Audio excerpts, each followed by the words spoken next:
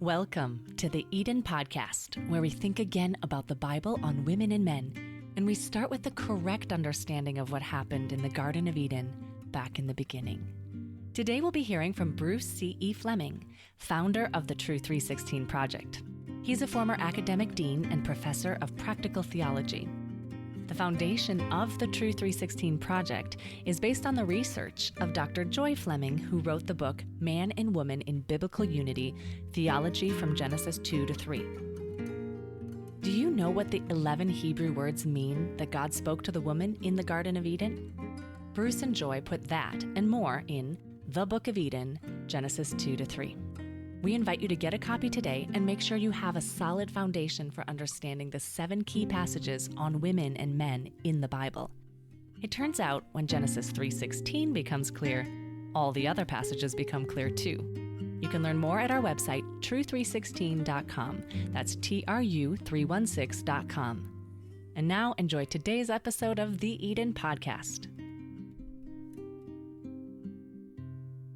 Welcome to the Eden Podcast, where we think again about the Bible on women and men, and we start with a correct understanding of what happened in the Garden of Eden back in the beginning. I'm your host, Bruce C.E. Fleming. The focus of this episode is, what can go wrong in our marriages when we think the Bible holds a negative view of women? Our special guest is Sheila Wray Gregoire of the Bare Marriage Podcast. Welcome, Sheila. Thanks. It's great to be here, Bruce. Thank you. Sheila has graciously hosted me twice on the Bare Marriage Podcast, where I explained the contents of our first 2 books on the Eden book series, the Book of Eden on Genesis 2 and 3, and Beyond Eden on Ephesians 5 and 6. My wife, Dr. Joy Fleming, and I have found that when Genesis 3:16 is made clear, the other key passages on women and men can be made clear as well. We respect those who sincerely try to apply what the Bible says. But as Bible scholars, we want to true the verse in Genesis 3:16, and we want to correct the other passages that have been wrongly interpreted because people have thought that Eve was cursed 1 or more times and must have done something very wrong to deserve such harsh punishment. Joy found that the Hebrew text of Genesis 3:16 is clear, that God didn't curse Eve or Adam or limit woman in any way. This is where Sheila's specialty comes in. You may know Sheila from her blockbuster book, The Great Sex Rescue. Her book has the subtitle, The Lies You've Been Taught and How to Recover What God Intended. So, Sheila, what can go wrong in our marriages when people work from beliefs that put women down? I think it goes back in some ways to Genesis, which you talk about so much, but that picture that we have of real intimacy before the fall, how men and women were each created in the image of God. They each showed the image of God. They existed in the garden together and they shared everything. And there was this mutuality and this intimacy. And that's what marriage is supposed to reflect. I mean, our God is a triune God. Our God is a relational God. Even within the Trinity, there is relationship, there is intimacy. And marriage was designed to experience that, to show that, to mirror that. But you cannot have intimacy with 2 people where one fundamentally does not matter as much as the other. Because if one person's needs matters more than the other, then you're not really listening to each other. You're not really valuing one another. And you can't have intimacy if you're discarding one person. Now, you did research on a number of popular Christian books on marriage, and you found that they had some common themes. So in your book, I learned that most popular Christian books promote a hierarchical view of marriage, which doesn't sound like what you just tried to describe there, what you're saying we're supposed to go.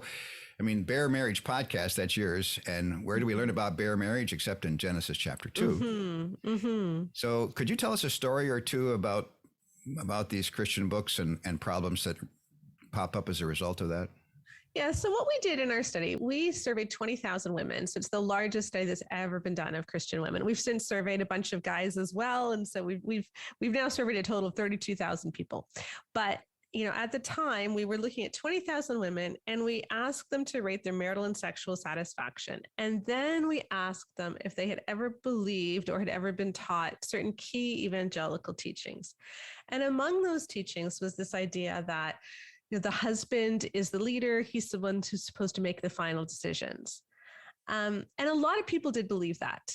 That was widely believed. That's widely believed in the evangelical church, that the husband is the spiritual leader. He's the head of the wife. And what they mean by head is not what you mean by head in the second Eden book on Ephesians 5 and 6. But they think that it means some sort of an authority figure where he gets the final say. And so a lot of people do believe that.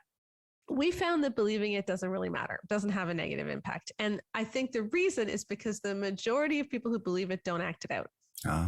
So we hear this in church all the time, but the majority of people who are married, who are Christian, actually want to love each other and do the right thing. And so they end up deciding things together, and they end up living out what is basically a marriage of equals. So they may say that they believe in hierarchy, but they don't actually act it out.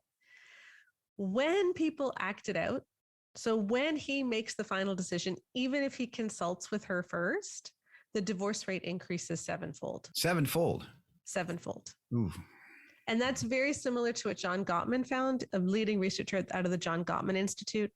And he was speaking specifically about religious conservative people in this particular chapter, about how so many men will not share power and make the final decision. And when men do that, when they make the decisions rather than sharing the decision-making power, divorce is 81%. Now you've been getting the word out, and you've been trying to encourage people to live a more shared, loving relationship. Have you been seeing any kind of results from your teaching? Yeah, well, there's a lot of stuff that's been really encouraging, because I just think God put in us this innate yearning for intimacy. And we know this. We all know this instinctively. And then the church has come in and taught us something which actually isn't intimacy. And a lot of people just are not comfortable with that. It's like they can't put words to it. They don't want to be rebellious. They don't want to say they don't believe in God, but it just doesn't fit right. And then when they read the findings of our survey, and they listen to people like you who say, look, there's another way of looking at these verses, it's almost like you feel validated. You feel relieved. You feel like, okay, I can finally be myself now. I can finally have the marriage that we've wanted to have, because we were trying to fulfill these roles and see each other in boxes instead of seeing each other as people. And that's what's happened, is that there's been tremendous freedom that people have found. And if you want proof of that, seriously, just go to Amazon and read the reviews for The Great Sex Rescue. Just read it, because over and over again, this was so validating. This was so freeing. And I'm sure you hear similar things about Eden, like finally, and that's a very common word too, finally. The problem that I'm up against is that even though scores and scores and scores of women and men feel that freedom, the evangelical establishment does not. And they've been blacklisting us and refusing to talk about our book and trying to get us disinvited from conferences. And when we're on big podcasts, they go and complain to those big podcasts and lots of things like that. So, and threatening to sue us, all kinds of stuff behind the scenes. Yeah. So, and struggling with this reality, I've finally come up with a term. You've heard of big pharma and all kinds of big this and big that. And I've come up with the term big patriarchy. Yeah. I don't know how you feel about that term, but big patriarchy means that you got a publishing house that's got a translation that everybody is used to. And so they don't want to change, because the people keep buying. And so if they change, they won't buy. And it's sort of a chicken and egg problem that they say they face. But what you've been doing is you've been saying, no, you can't go there. You can't say that. I think you're cracking that egg. And so to continue the silly analogy, we got to focus more on the chicken now. So the chicken has been publishing and spreading and teaching patriarchy and claiming that was in the Bible. And there's a whole branch of the church that has not been teaching that all along. And now we've been trying to provide more biblical basis of why patriarchy is not God's plan. Go back to Genesis chapter 2, the Hebrew word ezer, kenegdo, really comes out to be equal partners or corresponding partners. I read back in Strasbourg, France, in the city archives, I came across the ancient document, I felt like it at the time, where John Calvin actually wrote out writing out his second edition of his Institutes. And he said that woman is a cook's helper. And according to Genesis chapter 2, she's not an equal partner, but she's a cook's helper, a subordinate. How does that affect our marriage relationship when you think that the woman is the cook's helper? Mm-hmm. And that's what we've been seeing is that's what leads to abuse. But sometimes I think we focus a little bit too much on abuse because we go for the worst case scenario. And I'm not saying abuse isn't important, believe me. Like I'm Sure. constantly talking about how Emerson Eggerichs in Love and Respect enables abuse because he does. And we have like 1,000 stories of that literally that have come into the blog about that. And that's really how I got started on this whole project was we read Love and Respect and we heard from so many women where the book enabled abuse in their marriage. And we tried to call out focus on the family for promoting it and they wouldn't listen. So we decided to go bigger with this survey. So I do completely believe abuse is big. However, I think the more common problem, because abuse probably affects anywhere from 10 to 25% of marriages, but the more common problem that affects even more is that when you create a situation where men's opinions matter more, and where leadership, him having authority and leadership means that she's not supposed to question him, it also creates a situation where she can't bring up marriage issues, which she sees, or she can't be iron sharpening iron, which the Bible calls us to be. And that slowly becomes an entitlement on his part. And I believe what we're seeing is a lot of men are raised to be entitled and spiritually lazy. Or as Patrick Weaver says, grown-up man children. And I don't mean, I'm not trying to disparage men because I actually think men are awesome. And I think that this whole theology does men such a disservice. And I'm so glad to see men speaking up about it because more men need to. But the thought that a man cannot handle a wife having opinions of her own, that is somehow threatening, that if she were to bring up issues that she's not happy with, that is her being unsubmissive, it creates a situation where he thinks he has the right, that God has given him the right to live in a world where he's never questioned, where he just gets to do whatever he wants. Because that's what leadership means. You get to run the family however you want. And if she questions you, that's being unsubmissive. What happens when someone is told you have the right to do whatever you want? That's a really entitled mindset. Mm-hmm. And I think we have created a generation of very selfish men. Mm-hmm. And I don't think all men are like that, not at all. But that is the natural outcome of these teachings.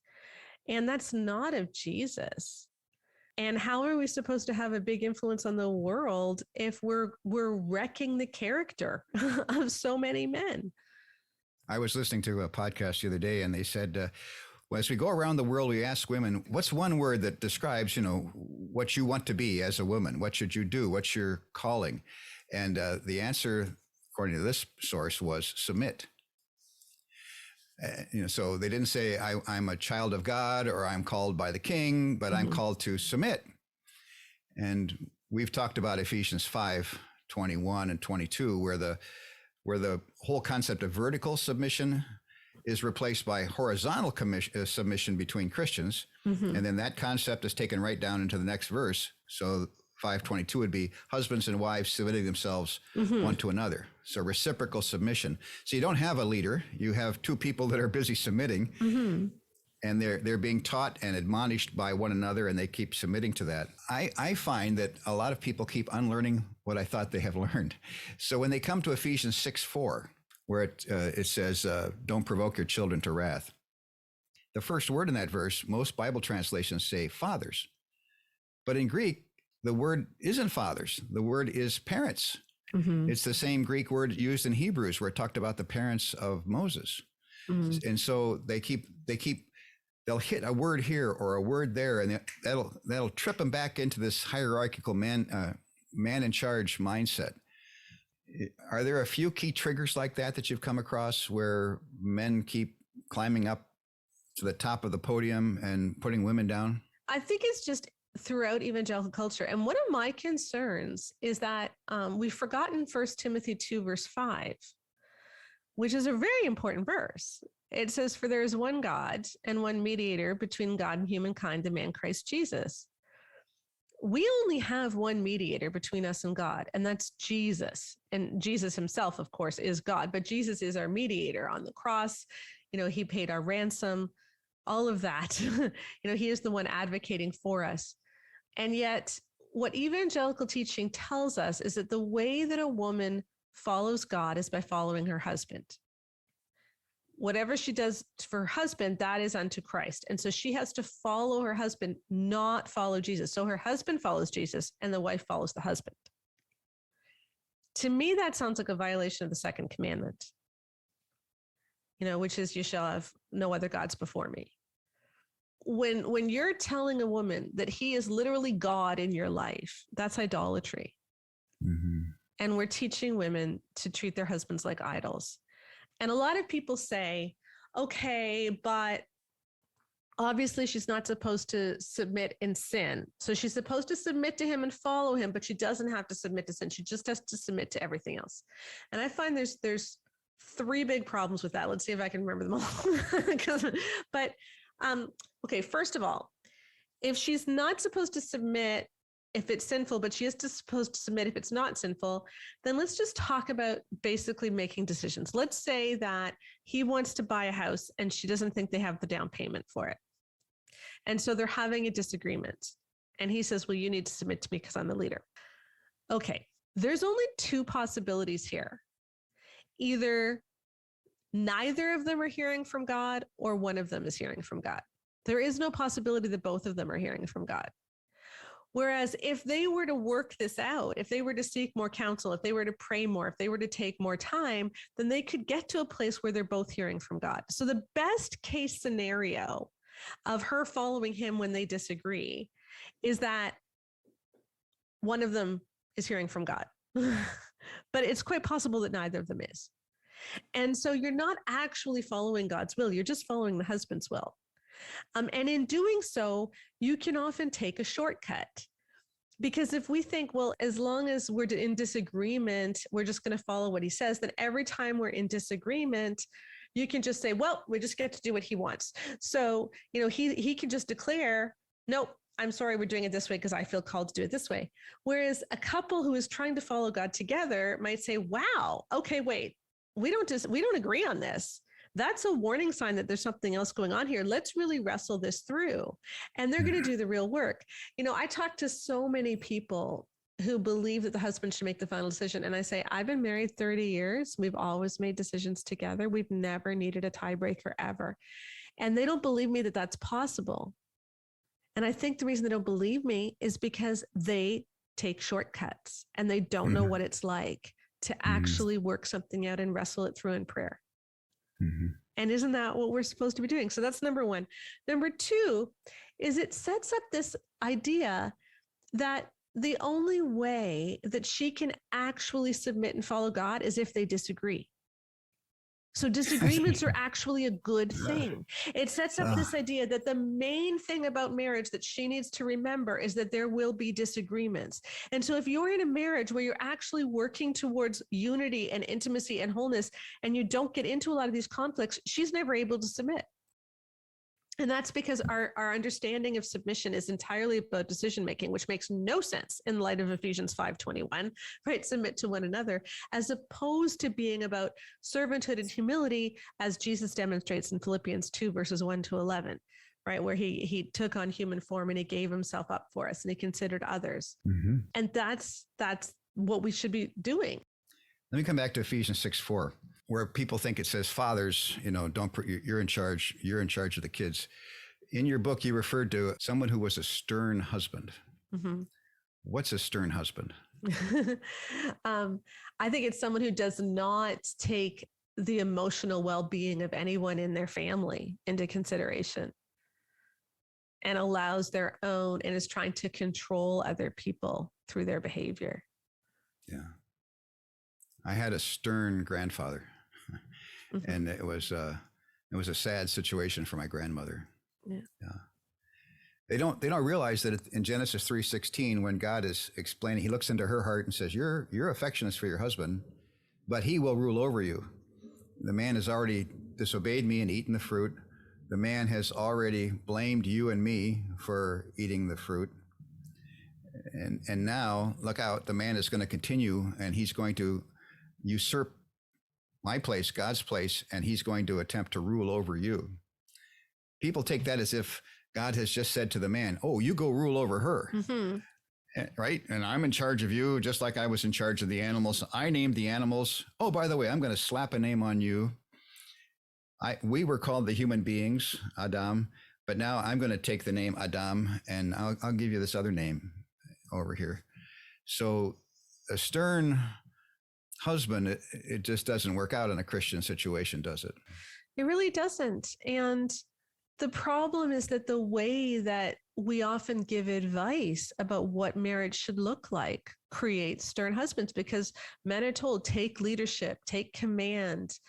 You need to make all the decisions. And basically what they're told is to discount their wives' feelings. And women who live in marriages where the husband makes the final decision, I can't even remember the numbers. It's like 42 or 57 or some huge amount more likely to say, like 47 or 52 times more likely to say that my opinion doesn't matter. Wow. My opinion doesn't matter. Mm-hmm. And how demoralizing is that? To be, and especially in a marriage relationship, if your opinion doesn't matter, you actually have very little agency over your own life. And that's not what Jesus ever intended. You know, it is for freedom that Christ has set us free. So let's not be burdened again. In the responses we've gotten for the first 50,000 downloads of the Eden podcast, and there's lots of things going on that I don't hear about, but the ones that I hear about are, a lot of them are women that have been in abusive marriages. And they're saying, I didn't respond because I thought the Bible said I couldn't respond, or I didn't complain, or I didn't get out, or whatever, because I thought the Bible was basically against me. Mm-hmm. And then they said, oh, but I've been binge listening to the Eden podcast on Genesis or Ephesians or Corinthians, and this is wonderful. And they go on and on. The other source of response is from people in ministry or people who are professional counselors, mm-hmm. who are dealing with these people. Mm-hmm. And they're saying, this is the kind of material I need. This is what I need to learn from the Bible. And I want to spread this. I want to keep going. And here's what we are doing. Well, I know of a wonderful Danish woman who's working in Pakistan, and she's ministering to people, to women that have been put down in the church and in the home, and they've been suffering from that. There's a wonderful couple that's working in Kinshasa, Congo, and they've started an outreach to abused and at-risk young women. They're in the capital city of 17 million people. They call it the Tabitha Center, where they train women for a year, teach them how to read and how to do math, and then how to do hand sewing with a hand crank sewing machine. And there's all kinds of ministries around the world and here in North America. And what I'm hoping we can do in the future is find a way to reach out and to help them. They don't have ways to raise funds. They don't have a way to receipt for funds. And I'm hoping we can begin to build a hub mm-hmm. here and begin to minister to them. So there's big patriarchy that we have to face and change that on two levels: on the popular demand level for the kind of Bibles, et cetera, that people are asking for, and on the scholarship level where people say, no, we're not going to say that anymore. We need to correct that. And then over here, there's the ministry level where people are out there in the world and they're trying to rescue the perishing and do all that they can to help people.